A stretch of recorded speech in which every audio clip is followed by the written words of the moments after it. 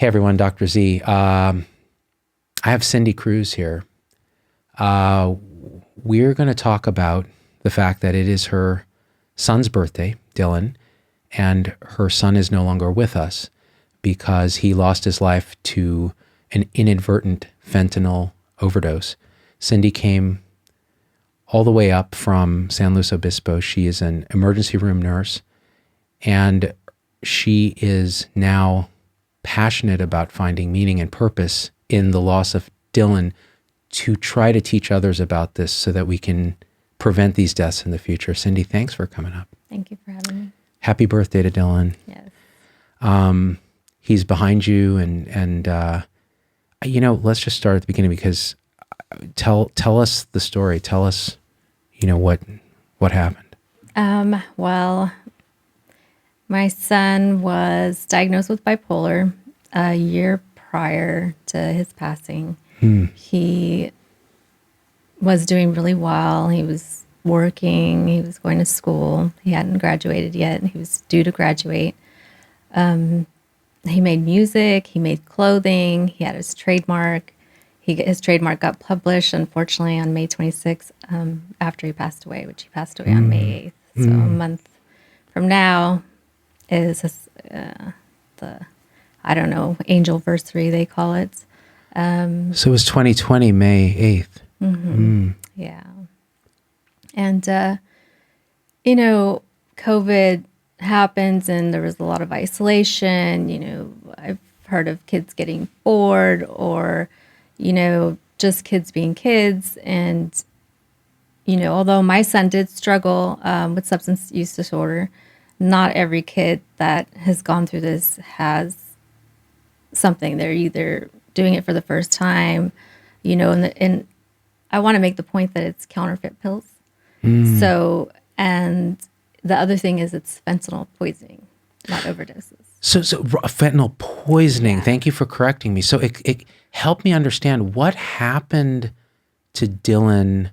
So he was diagnosed with bipolar, and you had gotten him into therapy, and just the diagnosis was like life-changing because he finally had something to say, oh, this is what it is, and to do something about it. To start with that, what was that like?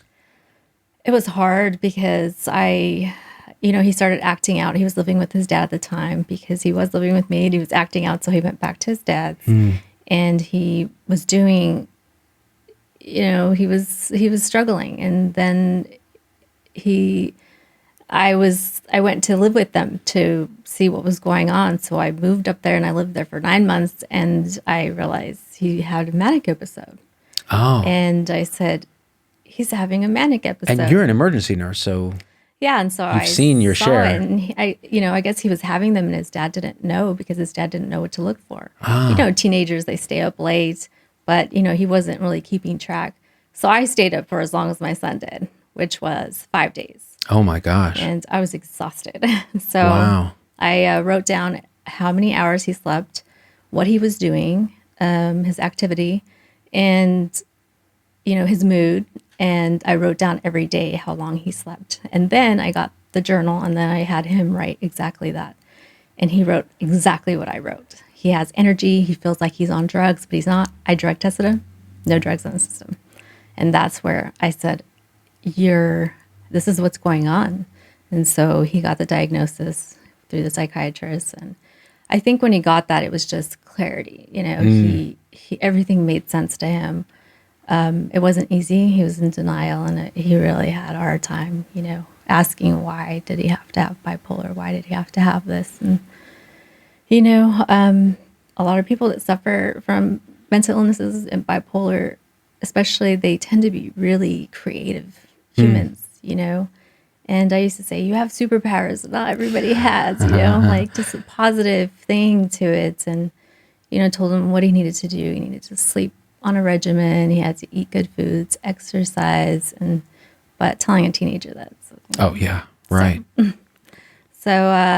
But he went into therapy because that was the terms. He wanted to come back to live with me in LA, and so I said, yeah, but you have to do dialectical behavioral therapy, and you have to do it for 8 months.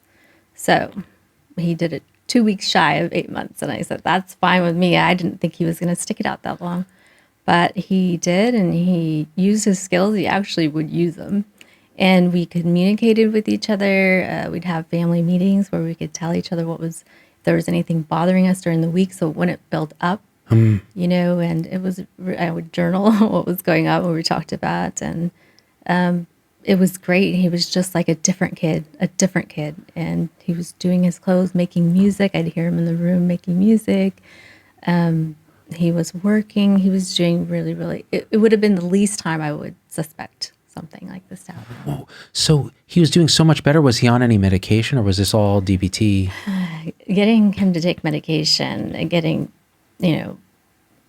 people that take, people that suffer from bipolar, I know have a hard time, and, they call it non-compliance, which I don't know that I like that word It's either. not the right word. Yeah. Yeah. So, he didn't want to, because like a lot of them, they like their energy. They like their moments when they have that energy, because they have the depression, and that comes after they have they're up for days and, active, and then they crash. And that's really, really hard to watch. That was really, really hard for me to see him go through those times. The down depression.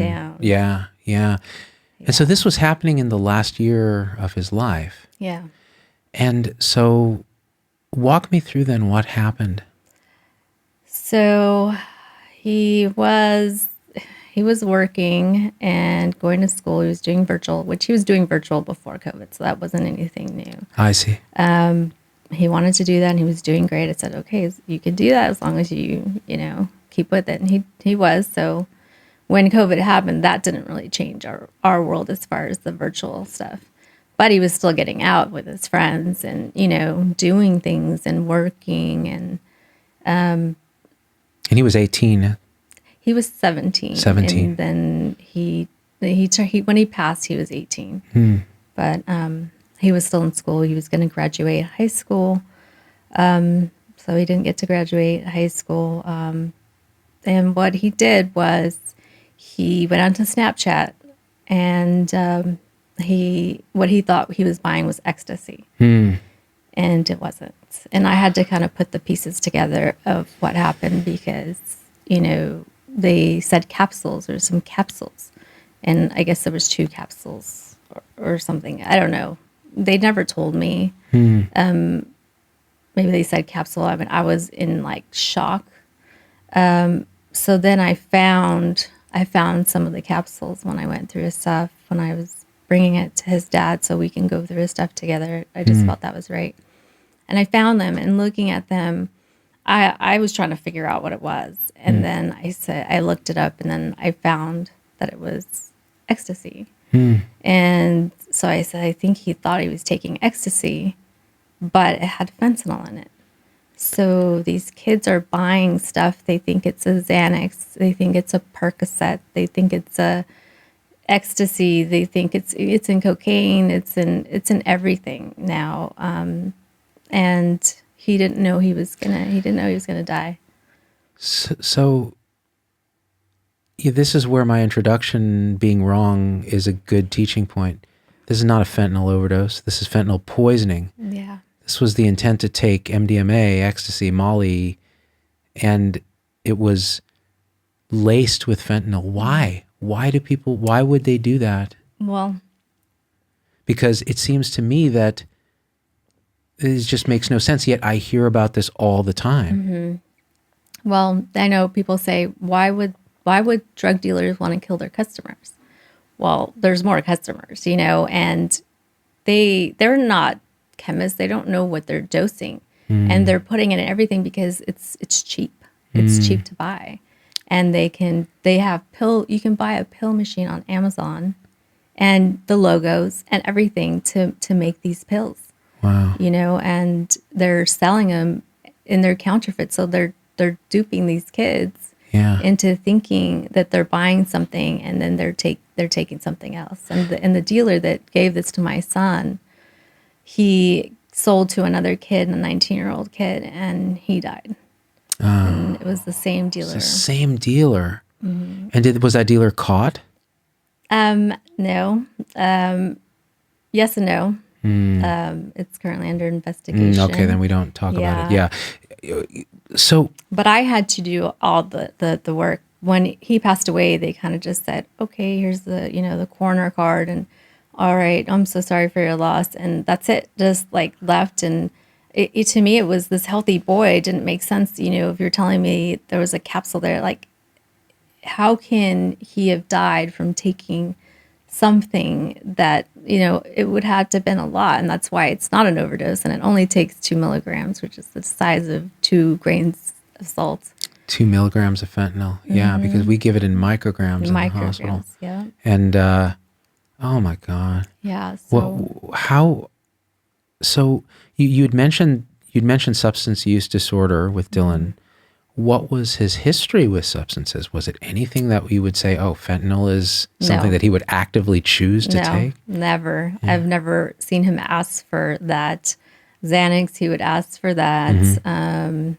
He smoked pot. He didn't like uppers. And he was very, we communicated. So you were open about this. Yeah, we were. Yeah. I mean, we had to go through everything, and he felt comfortable talking to me, and he would tell us with, like, I did this, I did that. He said he tried peyote, and I'm like, what? But at least I knew where he stood, and I don't know why he chose ecstasy. I think it's I think he thought he could have that euphoria, and it wasn't anything that was going to be harder, a harsher drug. And, he knew Xanax was, I could tell if he had taken Xanax in the past, his attitude was so different, So he went in with a certain intention. This is not a kid who's, mainlining heroin. And even if he was, that's another path that you go, well, that's a kind of addiction that we need to deal with. Yeah. He had bipolar, and there's always a question of self-medication. Right. So he was self-medicating. Yeah. And he had a mom who was clearly concerned, had him in therapy. He was getting better on the bipolar side, connected with mom. Yeah. And then this happens. Yeah. And this, I'm going to say it, if you aren't, but you probably would too, is this was murder. It's murder. Yeah. And we hardly talk about it. I suspect that it is rampant during the pandemic when people are turning to medications and drugs because we're isolated from each other. Right. And this happened. And now you've gone to Sacramento, you've lobbied for legislation. Tell me a little bit about that, how you're finding a cause to honor this loss, which is unimaginable, by the way. Yeah, I had to find people to connect with, because to me it was such a loss, and didn't, when you lose a child from a car accident or something, everybody's like, or cancer, everybody's like, I'm so sorry for your loss, and when it's this, it's kind of like, oh, and people say I'm sorry for the loss, but it's such a different thing, and they don't understand that it can happen to their kid. Yeah. And that's where this fentanyl changes that, because you're going to have kids that are experimenting. You're going to have kids that, you're going to have your recreational users that are partying, college students partying, all those people that go to those festivals, they take ecstasy. What's going to happen when things really open up? I can't see. There's been so much fentanyl that's been brought into the country and confiscated that I just, I can't see. There's just going to be more deaths. And this is just straight fentanyl. This is not even car fentanyl or one of these super potent where people are inhaling the dust and coating. Yeah. So carfentanil, obviously, yeah, it's that's worse. And that's in different states too. And they are dying from that. But fentanyl is right now the thing that's circulating heavily. So, I think that's just what people don't. I don't understand how it hasn't been addressed yet. Yeah, and it's been going on since 2013. You've had so many families. I feel like somehow now it's coming out more. I don't know if it has to do with COVID and or what, but I feel like you're hearing about it more. Or I don't even sometimes know if I just hear about it because you're in the circles. Yeah.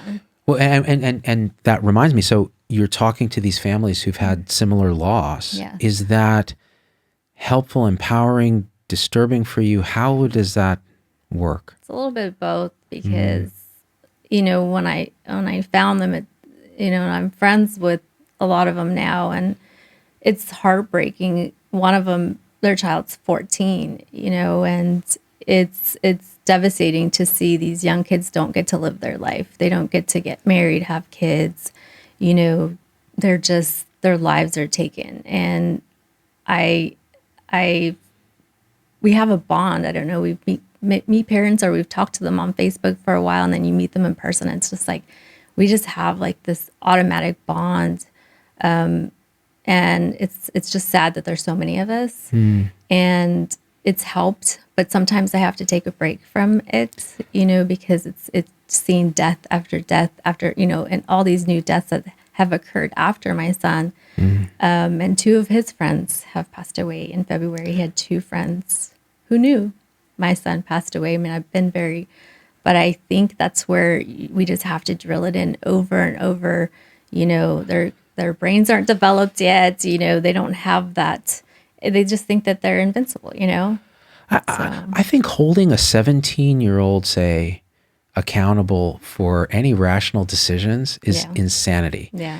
And there's a lot of moralizing and stuff that happens, which is natural human behavior. In fact, you have to excuse it and actually embrace it and say, this is how humans are. We're very judgy. Yeah. It's like when you said, oh, sorry for your loss. How did he pass? Oh, he was poisoned by fentanyl. And people will immediately, in their judging mind, which we evolved to manage in tribal situations like this, starts going, well, no, then what? So what kind of personal responsibility did he abdicate to do this? And in reality, as mom and as a scientist and as a father, you look and go, this is a child who has a developing brain, who purchased something that he thought was okay, that actually is almost socially acceptable in those circles now, if not frankly socially acceptable. Right. And he was poisoned by a criminal. Yeah. And if that isn't even in the league of being hit by a drunk driver who's unrepentant, then I don't know what is. Yeah. And that's what that law that, we'll discuss in a minute. But I think it's true. People don't want to look at it as murder. And now we have police officers doing that more, and they're getting trained because apparently when they die of that, there's a certain look. There's a certain, the way they die, it's because it's so quick. They die in a certain position, and they can tell. And so I think it's a training that needs to be done so that everybody's on the same page, and it's multifaceted. We're public health, hospitals, everybody needs the police officers, EMS. Everybody has to be, on the same page with that. And EMS and hospital professionals and first responders, it's like Narcan until proven otherwise, right? Right. Yeah. Yeah. Do you think that, so let's talk about some solutions, and I want to dig in a little bit more on this, but so tell me about the legislation that you were supporting there. Yeah, so my friend who I've met through this, Matt Capilouto, his daughter, his 22-year-old daughter, passed away. I believe she's 20 now. I don't know if I got the numbers right, but she passed away from buying what she thought was an Oxy, and it wasn't. The person brought it to her home. That's the thing they delivered to. So they call it drug hub.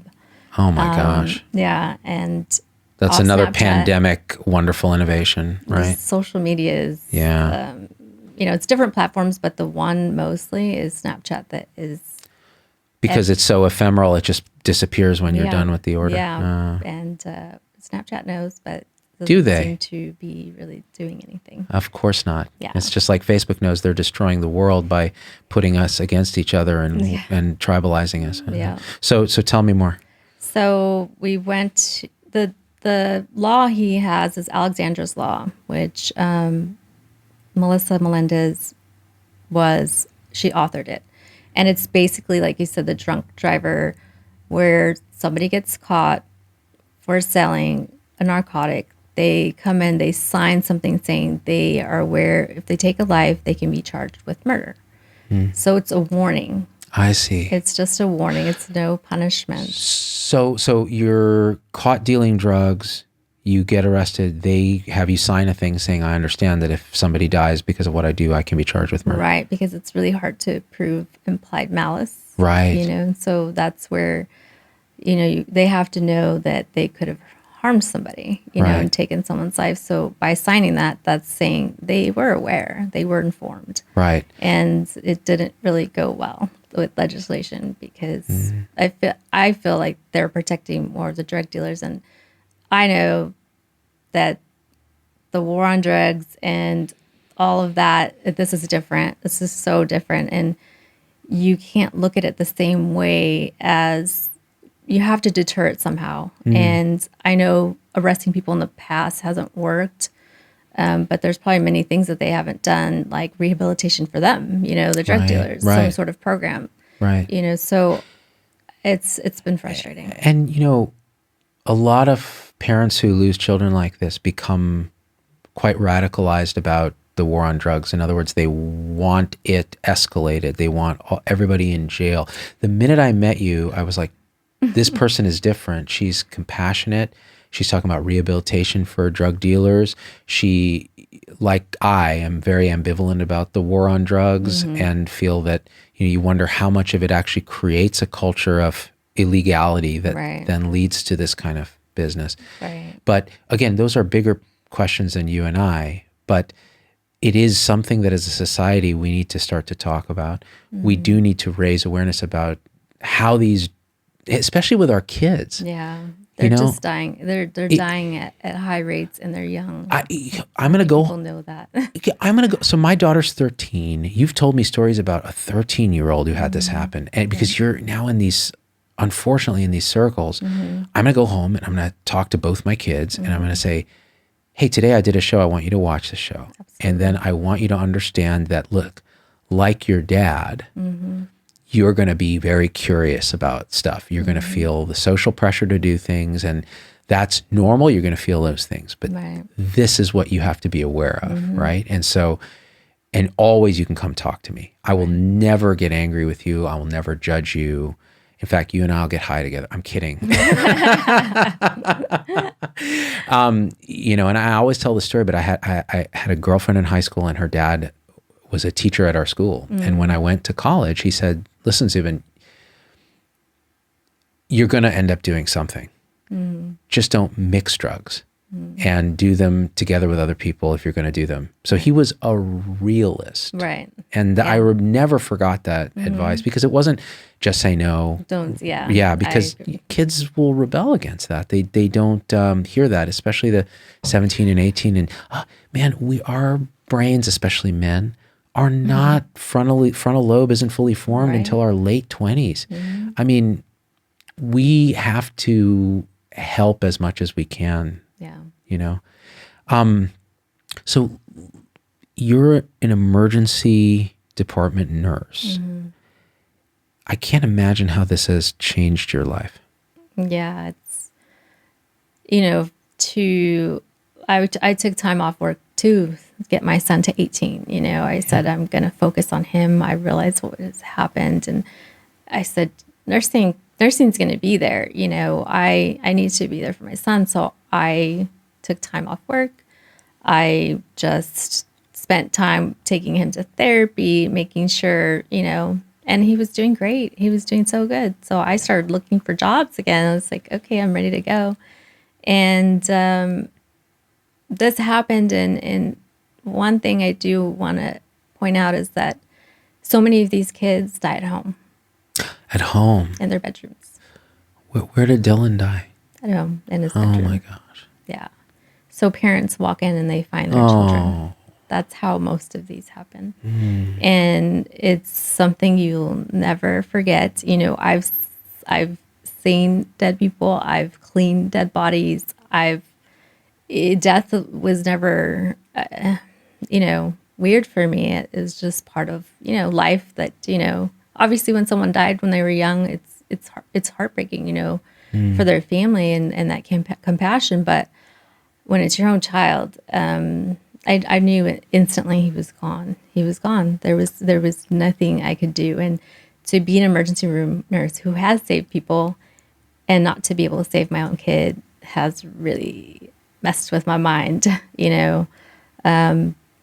It's just, it's awful. You know, how can someone that saved other people's lives not have her son anymore? You know, it just feels like, what did I do in my life, you know, that this has happened.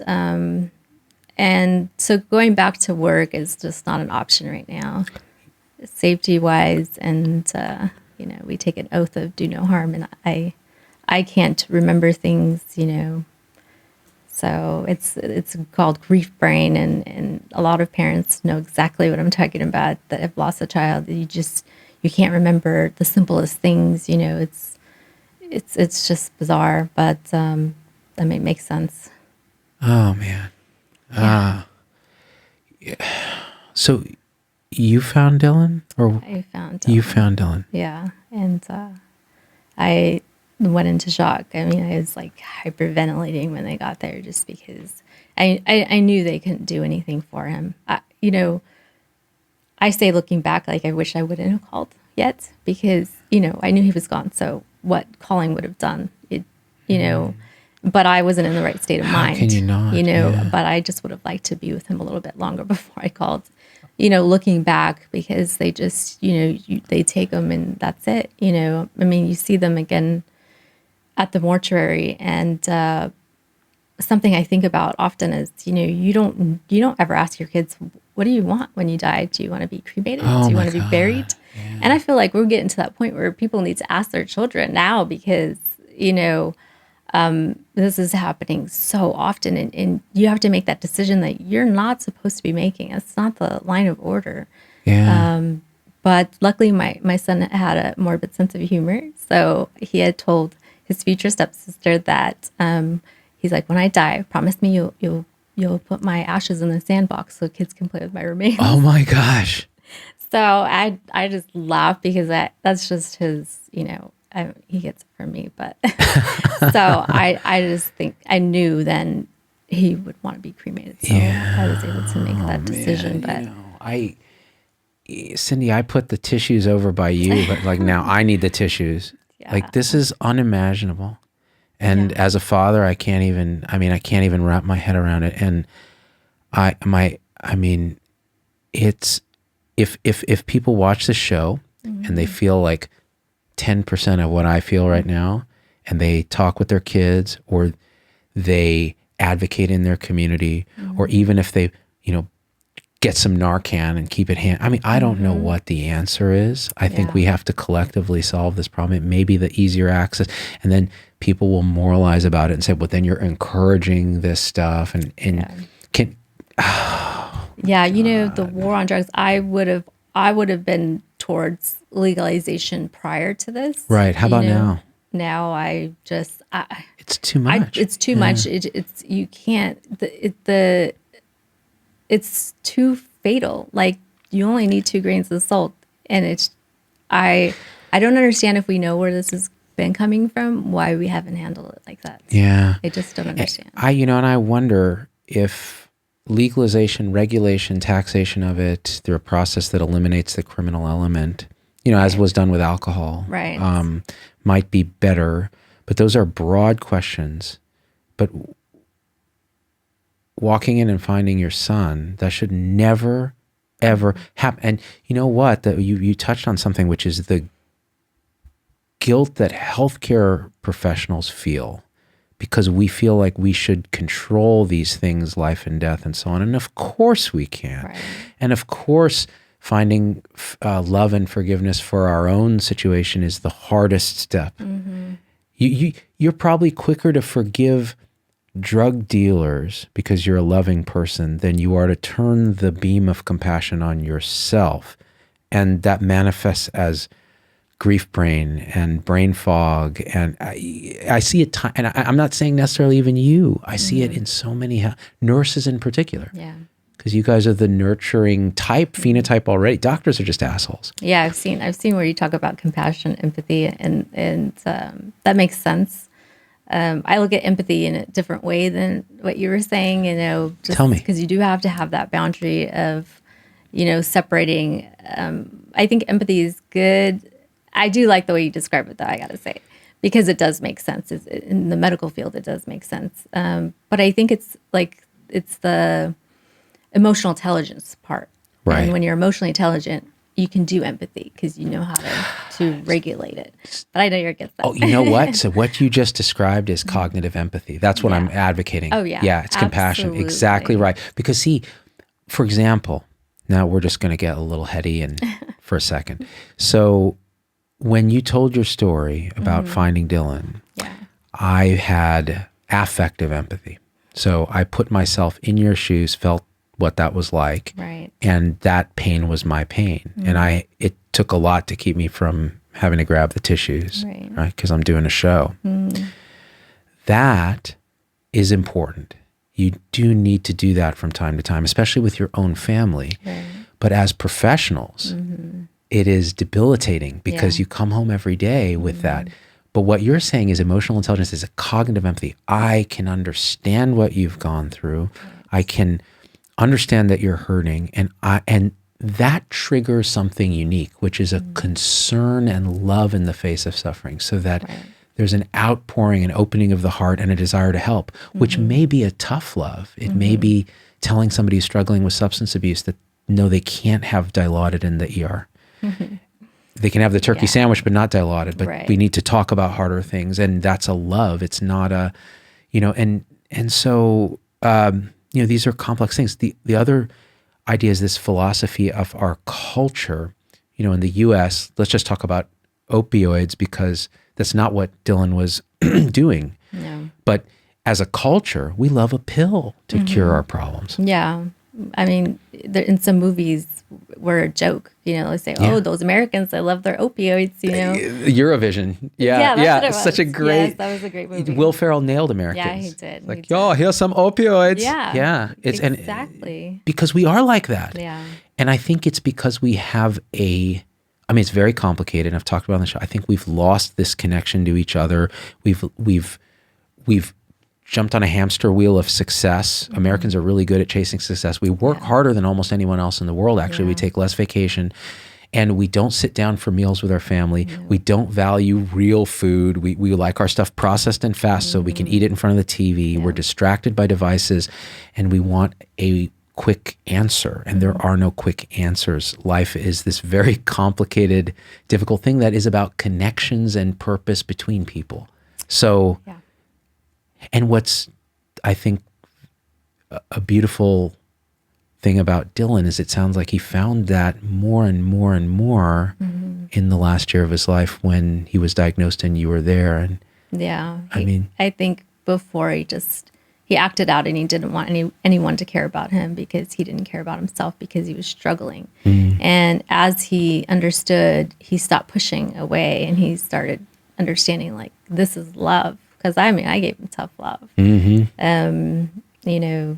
So he got in trouble for one thing, and that was stealing his dad's car.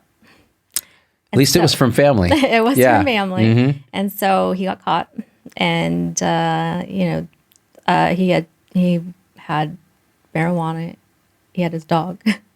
So the dog went to the pound. He went to juvenile hall, and the car got impounded. So it was quite a thing. And how old was he when that happened?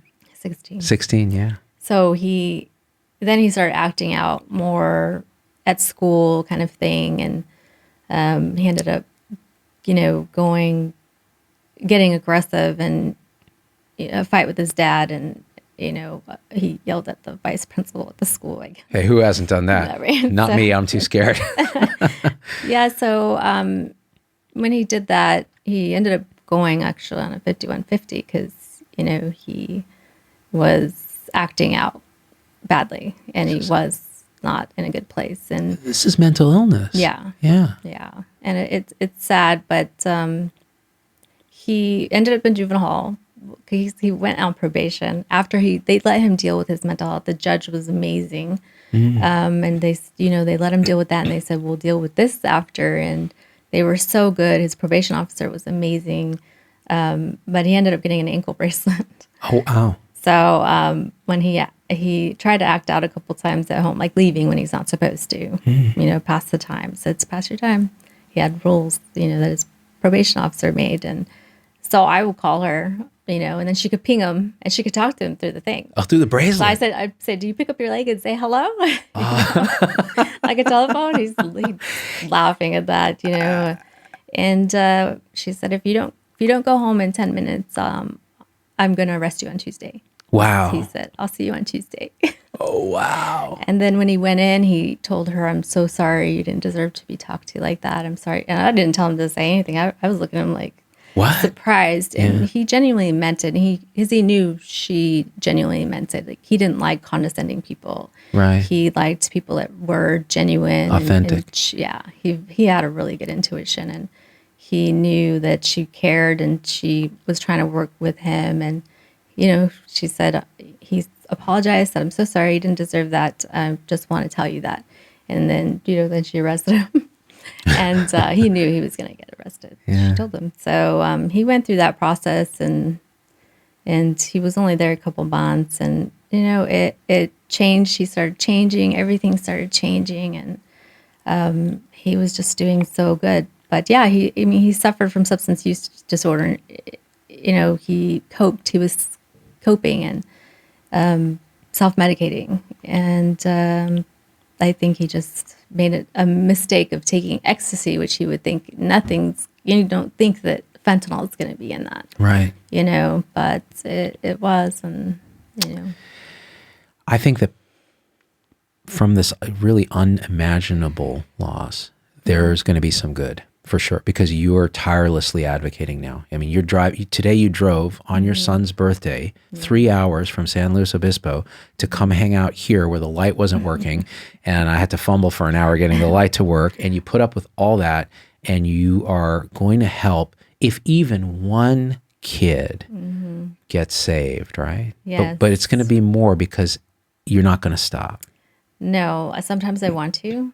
Sometimes I feel like people aren't listening, and I'll be honest. Sometimes I'm like, well, their kids can die. It's not like it's just frustrating, and I don't mean that, but but it can feel like that. I just feel like nobody's listening, and I'm like, my kid's not gonna ever come back. This isn't gonna bring my child back. I'm trying to save their kids, and I think that's where we need more people that haven't been affected to advocate or learn more about it, and put pressure on something being done.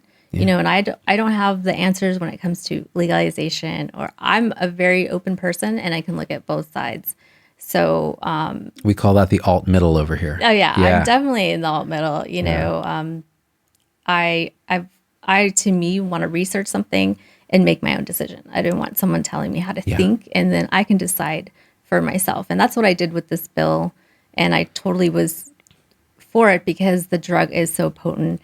These dealers do know what they're doing. They're selling. It's not like we're trying to, we always use that racial thing. Well, these people are going to be punished and we're just picking on a certain demographic. Right. And it's not that. I mean, I'm Latina. If it's a Latino, which a lot of them are too, that are bringing it over from Mexico, take them. They shouldn't be doing that, you know? So accountability. I think accountability. I don't care, there was somebody who's Caucasian. He got arrested. He was responsible for like 10 lives, Yeah. So it doesn't matter what you shouldn't be doing that. And they know that they're taking these lives. That guy knew he was taking a life. He knew he took a life, sold 2 days later and took another kid's life.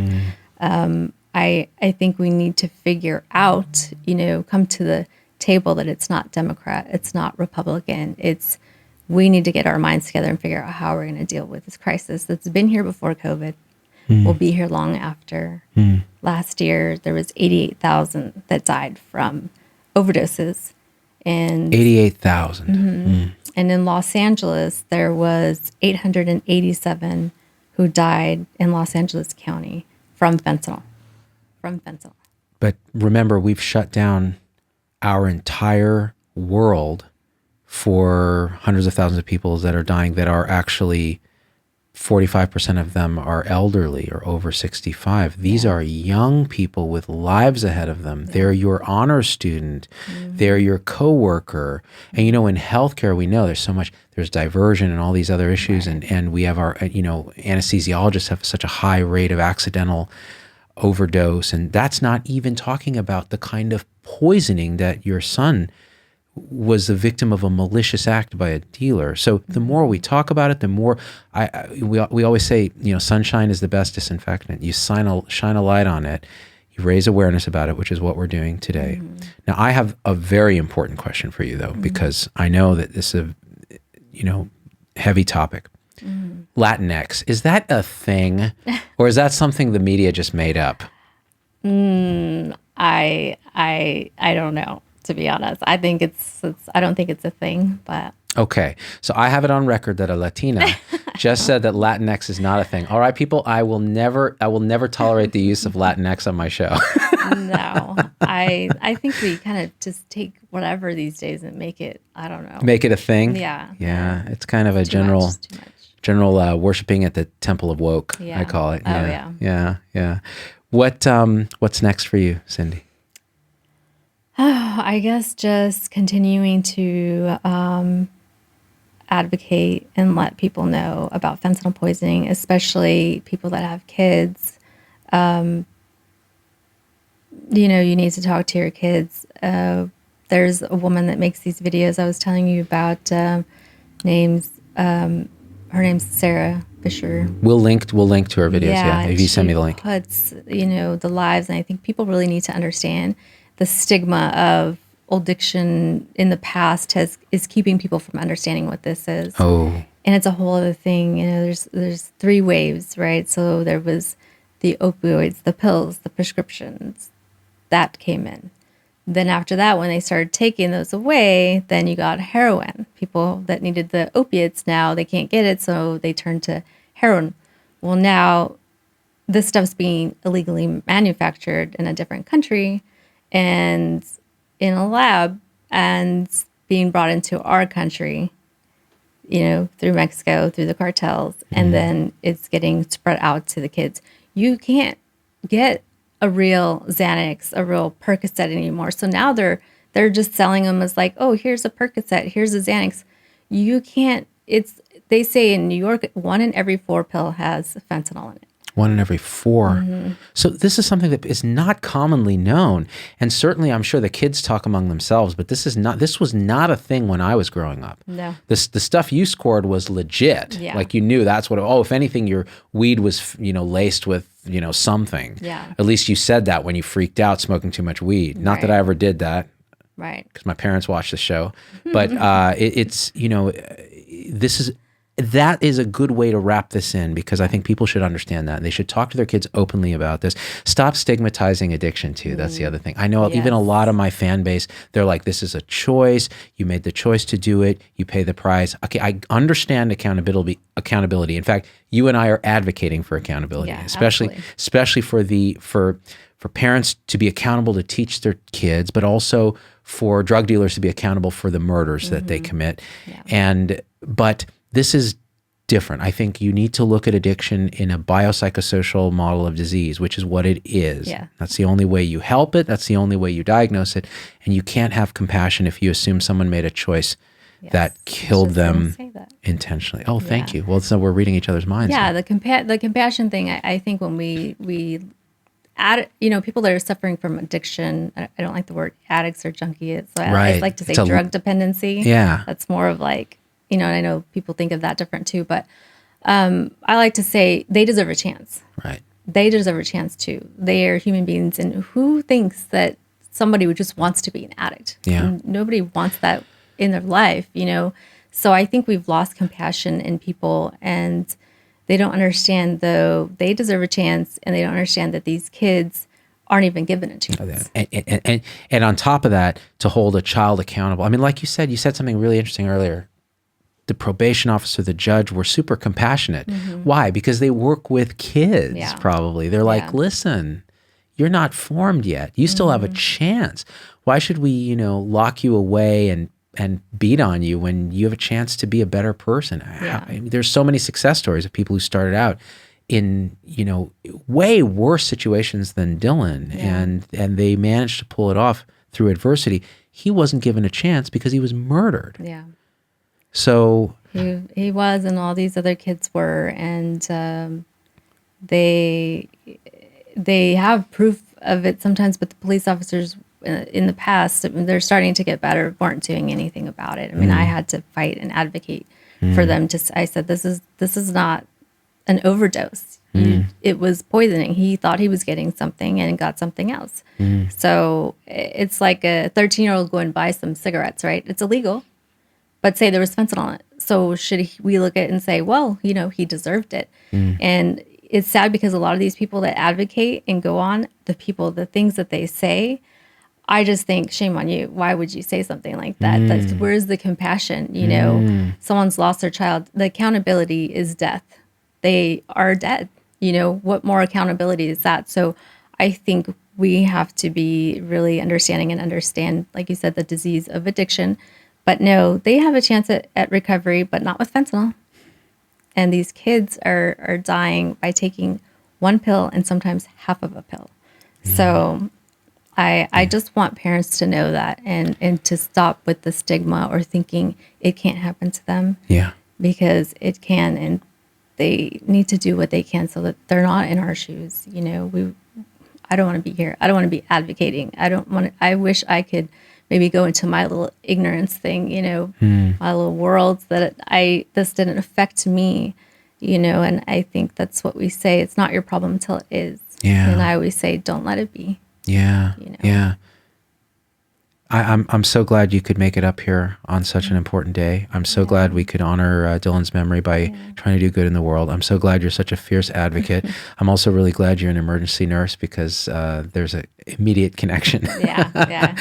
And it's the whole thing we understand. We really understand. And thank you, Cindy. Thank you. And thank you, Dillon, for helping us teach people about this. Yeah. He was a kind, loving soul. He was a unique character, just so charismatic. And I know he'd want this. He would want to help people. And I know he wouldn't want me in pain, and he would want other parents to not be in this pain. So I thank you for having me on his birthday. It's I was hoping I wouldn't cry, so I'll probably cry on the way home.